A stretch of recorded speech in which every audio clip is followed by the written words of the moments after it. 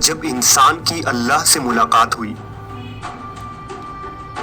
جب اللہ کی تجلی کے سارے پردے ہٹ گئے، وہ نور جسے دیکھ کر موسیٰ علیہ السلام پر غشی طاری ہو گئی،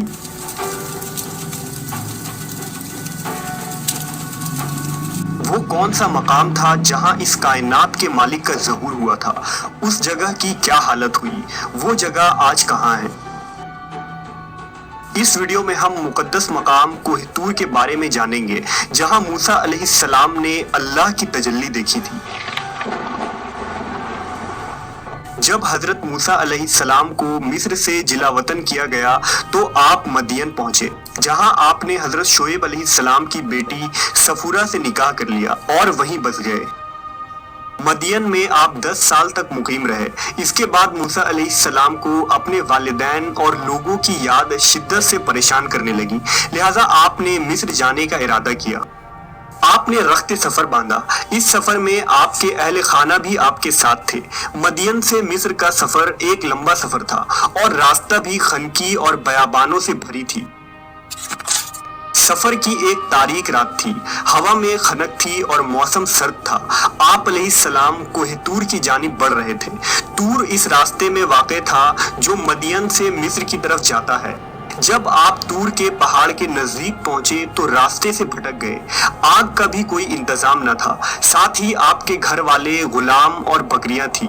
سردی بڑھتی ہی جا رہی تھی، لہٰذا اس سرد رات میں ہواؤں سے محفوظ رہنے کے لیے آپ نے ایک جگہ پاؤں ڈالا۔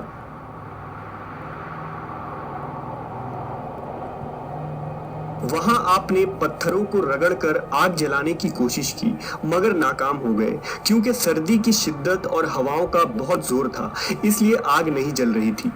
حضرت موسیٰ علیہ السلام کی اہلیہ صفورہ بھی امید سے تھی، لہٰذا حضرت موسیٰ بہت پریشان ہوئے۔ اس وقت آگ کے ہونے سے ہی روشنی اور گرمی مل سکتی تھی، لہٰذا جب آپ نے ادھر ادھر دیکھا تو دور آگ جلتی ہوئی روشنی دکھائی دی۔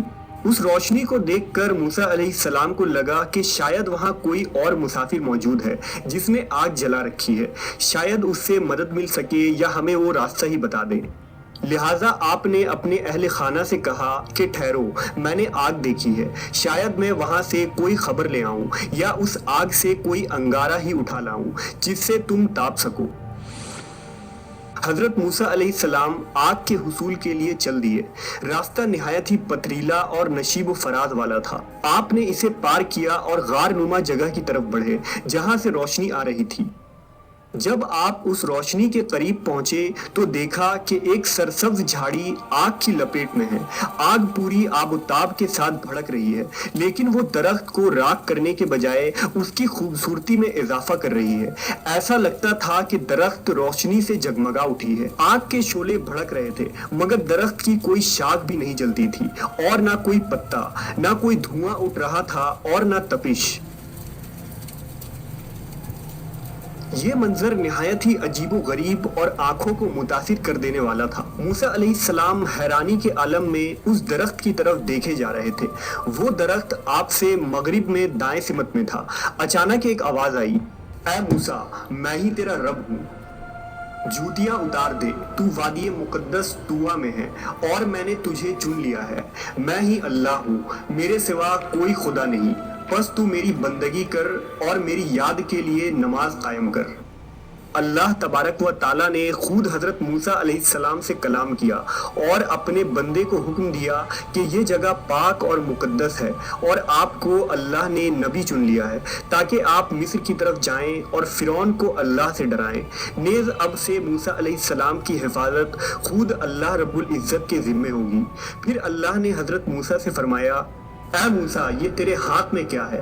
حضرت موسیٰ علیہ السلام جو اس واقعے پر حیران و پریشان تھے، فوراً بولے، یہ میری لاٹھی ہے، اس پر ٹیک لگا کر چلتا ہوں، اسی سے اپنی بکریوں کے لیے پتے جھاڑتا ہوں، اور بھی بہت سے کام ہیں جو اس سے کرتا ہوں۔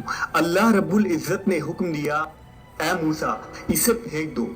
حضرت موسیٰ علیہ السلام نے فوراً حکم کی تعمیل کی اور اپنا عصا پھینک دیا۔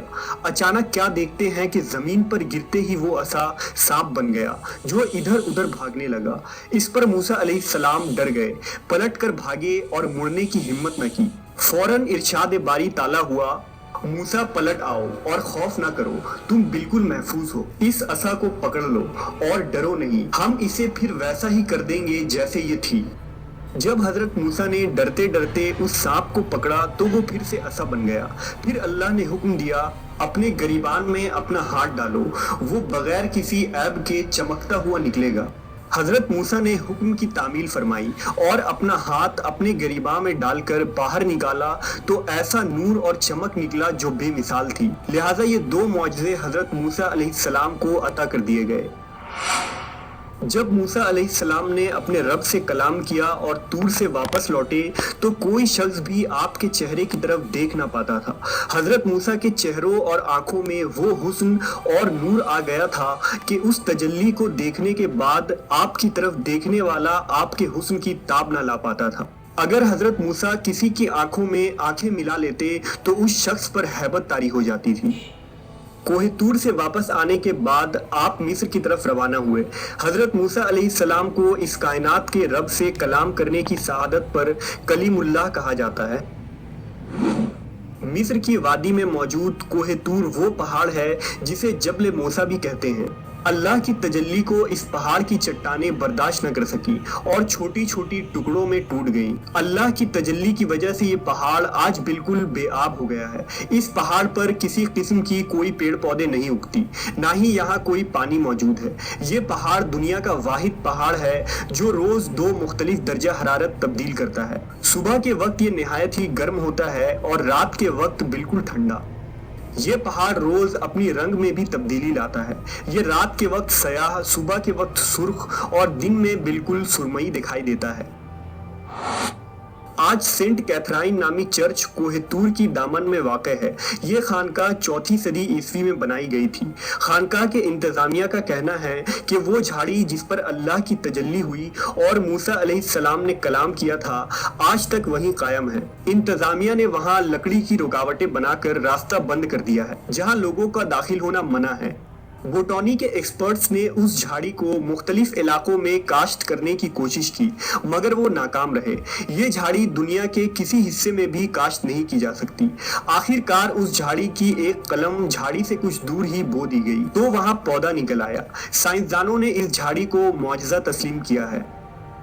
बहरहाल इस वाक़े में बहुत सारे पोशीदा पैगाम मौजूद हैं जिनमें एक अहम पैगाम ये है कि इतनी अजीम और सख्त पहाड़ अल्लाह की तजल्ली को बर्दाश्त न कर सका और जल कर सुरमा हो गया, लेकिन ईमान वालों का दिल अल्लाह की तजल्ली को बर्दाश्त कर लेता है। ये मुसलमानों पर अल्लाह की ख़ास रहमत है कि अल्लाह के कलाम कुरान मजीद को हम अपने दिलों में महफूज कर सकते हैं।